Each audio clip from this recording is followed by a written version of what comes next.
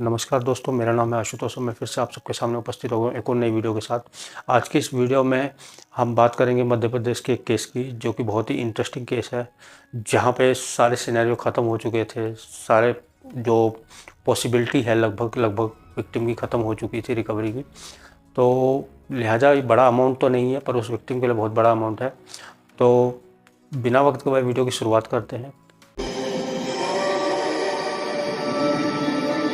तो दोस्तों, ये केस है मध्य प्रदेश का, जहाँ पे विक्टिम के साथ 95,000 का टोटल लॉस हुआ था 20 अप्रैल 2024 को, यानी कि आज से 1.5 साल पहले।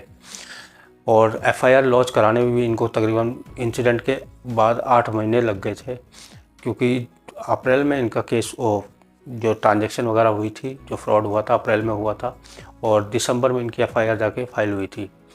और इंटरेस्टिंग चीज़ ये है कि जो भी इस केस में जो भी पॉसिबिलिटी थी रिकवरी की, वो लगभग ख़त्म हो चुकी थी।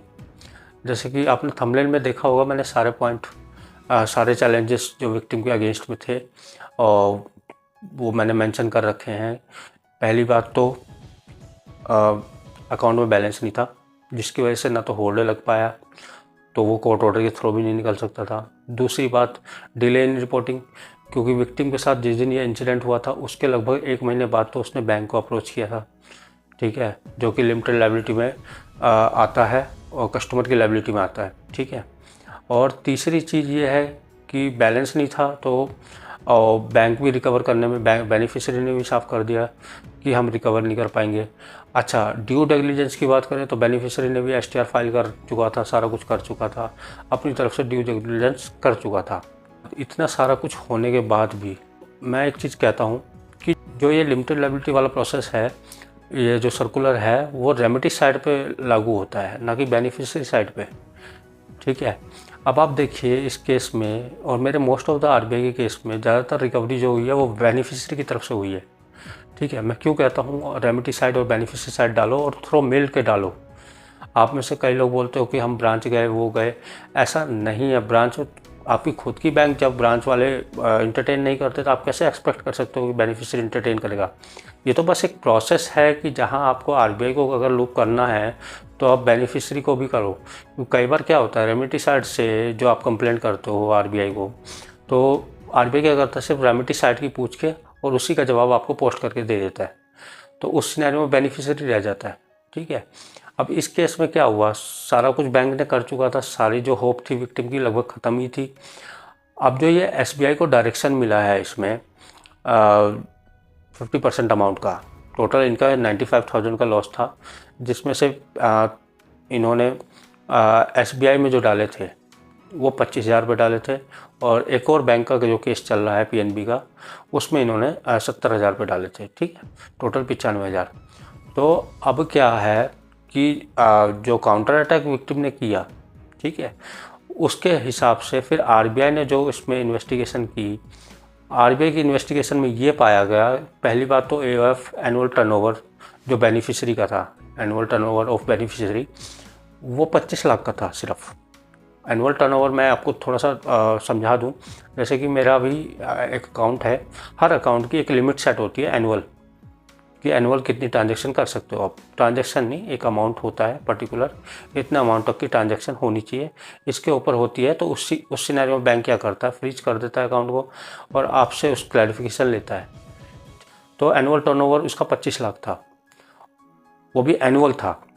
लेकिन आरबीआई ने ये ऑब्जर्व किया कि एनुअल टर्नओवर 25 लाख होने के बावजूद सिंगल मंथ में 2,82,000 का ट्रांजैक्शन होता है, फिर भी बैंक इस पर कोई एक्शन नहीं ले रही है, तो ये बैंक की नेग्लिजेंसी है।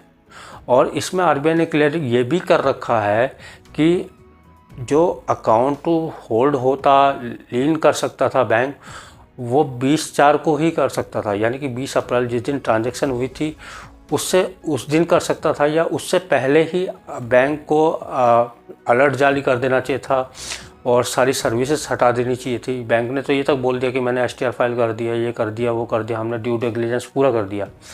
लेकिन ये जो हाई वॉल्यूम ट्रांजैक्शन वेलोसिटी हुई, तो इसके बिहाफ पे बैंक की नेग्लिजेंसी पाएगी ट्रांजैक्शन मॉनिटर के, कि बैंक ट्रांजैक्शन मॉनिटर करने में नाकाम रहा, ठीक है। तो इस बिहाफ पे आरबीआई ने बैंक की नेग्लिजेंसी पाई, उस नेग्लिजेंसी को विक्टिम को फेवर किया 50% का, ठीक है। तो 25,000 जो एसबीआई में गए थे उसका 50% यानी कि 12,500 रुपये इनको सितंबर में ही आ गए थे, और इसका जो क्लोज़र भेजा था वो आरबीआई ने अक्टूबर को भेजा था। इस पर थोड़े इम्पोर्टेंट पॉइंट्स थे, तो इसलिए मैंने पीएनबी का वेट ना करते हुए इस वीडियो को लाना ज़रूरी समझा, ताकि बहुत से लोगों की हेल्प मिल सके, ठीक है। मैं कुछ वीडियो जो नए हैं, जो कैपेबल नहीं है किसी एक्सपर्ट को हायर करने में या कुछ, मैं कुछ वीडियो आपको इसी वीडियो में सजेस्ट कर देता हूँ। आप इन वीडियोस को अगर देख लोगे तो आप अपने आप को एजुकेट कर पाओगे और अपने केस को अपने हिसाब से लड़ पाओगे, ठीक है। और बाकी मेरे इंस्टाग्राम पे जुड़े रहो। इंस्टाग्राम पे स्टोरी वगैरह पे मैं अपडेट डालता रहता हूँ। ज़्यादातर हर चीज़ का मैं यूट्यूब पे वीडियो नहीं डालता हूँ। कुछ चीज़ें ऐसी हैं जो मैं सिर्फ इंस्टाग्राम तक या अपने व्हाट्सएप तक सीमित रखता हूँ। अब इस केस में देखो, अगर ये विक्टिम उसी समय केस छोड़ देता, सारी होप छोड़ देता, ठीक है, तो क्या उसको आज ये पैसा रिकवर होता? नहीं, उसने डिसाइड किया कि मुझे लड़ना है। मैंने बहुत बड़े बड़े अमाउंट वालों को देखा है कि जो 2-3 महीने में अपनी होप छोड़ देते हैं। होप मत छोड़ो, क्योंकि पैसा कोई भी नहीं बोलता। आज भी मैंने अपने इंस्टा पे एक स्टोरी लगाई है, कलकत्ता में रिट पिटीशन फाइल की है, उसका केस सिर्फ 86,000 का है, ठीक है। और उस केस को आप यकीन नहीं मानोगे, वो मई का 2023 का केस है। सब जगह से लड़ते लड़ते फाइनली वो विक्टिम कोर्ट तक पहुंचा है।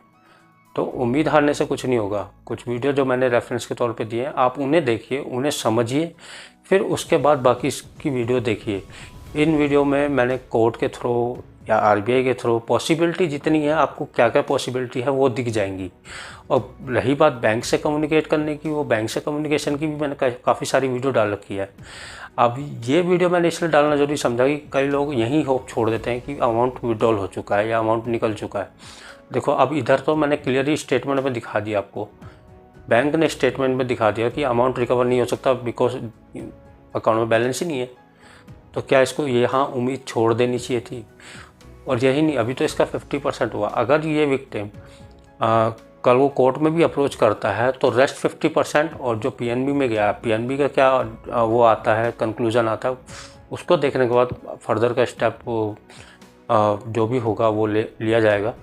बट इस चीज़ में आप ये देखिए कि अगर ये लड़ता है तो डिस्क्रिमिनेशन, और एक पॉइंट ये और उठा सकता है कि क्या होता है जब आरबीआई हमारी गलती पकड़ता है।